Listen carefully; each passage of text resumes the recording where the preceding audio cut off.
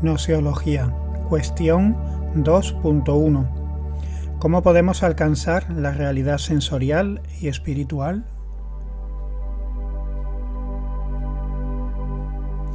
Existen dos ámbitos, nuestro pensamiento y los objetos de los que se ocupa el pensamiento. Nuestra tarea inmediata será definir con precisión los límites de estas dos áreas.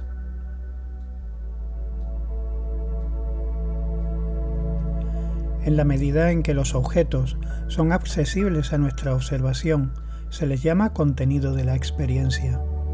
La realidad surge a priori a nuestra comprensión sensible y espiritual de un más allá desconocido para nosotros.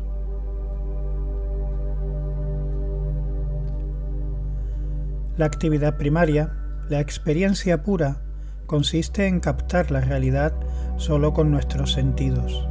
Es la forma de la realidad que se nos aparece cuando nos enfrentamos a ella con exclusión total de lo que nosotros mismos aportamos.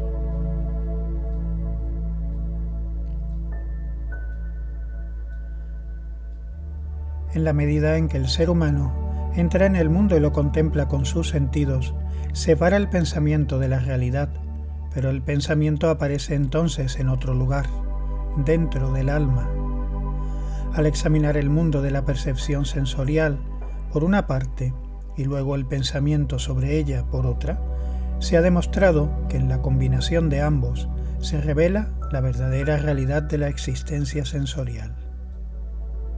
El pensamiento y la percepción sensorial son una sola existencia.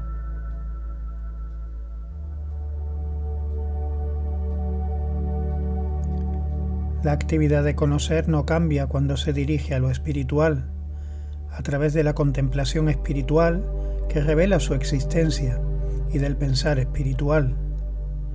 La percepción sensorial alcanza la realidad a través de pensamientos hacia arriba hasta donde comienza lo espiritual, mientras que la contemplación de la realidad espiritual se experimenta desde este punto de partida hacia abajo. La experiencia de la percepción ocurre a través de los sentidos que la naturaleza ha formado, mientras que la experiencia de la contemplación espiritual ocurre a través de órganos espirituales de percepción que hay que desarrollar desde el alma. Esta es la única diferencia.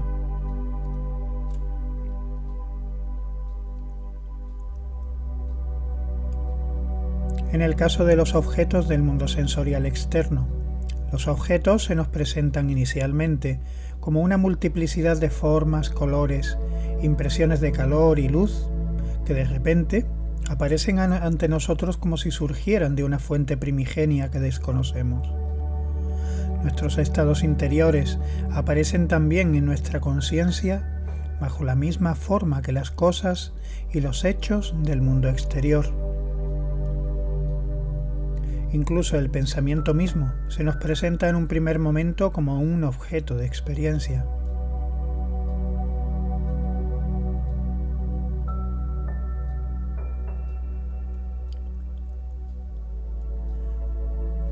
Si queremos obtener mediante el pensamiento un medio de penetrar más profundamente en el mundo, entonces el pensamiento mismo debe convertirse primero en experiencia.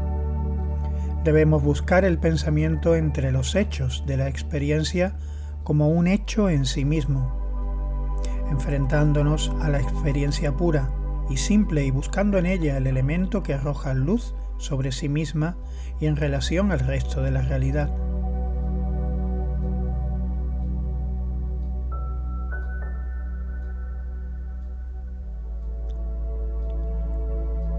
La experiencia pura es una mera yuxtaposición en el espacio y una sucesión en el tiempo.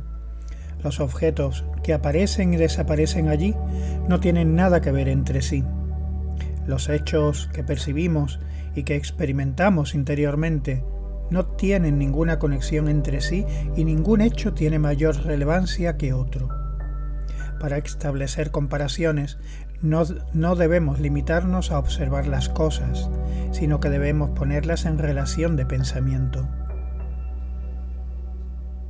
Las diferencias surgen cuando comenzamos a reflexionar sobre las relaciones entre las distintas partes de la observación, es decir, cuando trabajamos sobre la experiencia.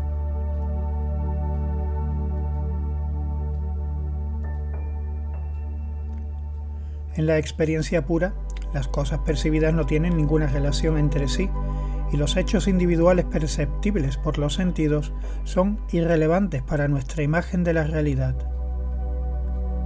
Nuestra propia personalidad también es una entidad aislada con respecto al resto del mundo. Nos percibimos como un conjunto de innumerables percepciones sin conexión con los objetos que nos rodean.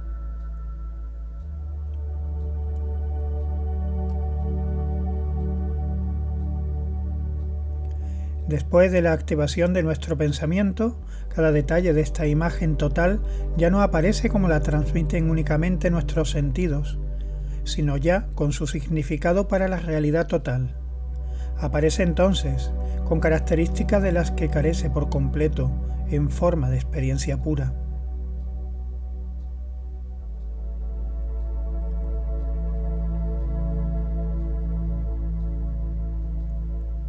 Hay una conexión interna en algún lugar entre los cálidos rayos del sol y el calentamiento de una piedra, pero solo nos resulta evidente que un segundo hecho sigue al primero. Igualmente, puede haber en algún lugar, en un mundo inaccesible para nosotros, una conexión interna entre nuestro mecanismo cerebral y nuestra actividad espiritual. Solo sabemos que ambos son acontecimientos que siguen cursos paralelos.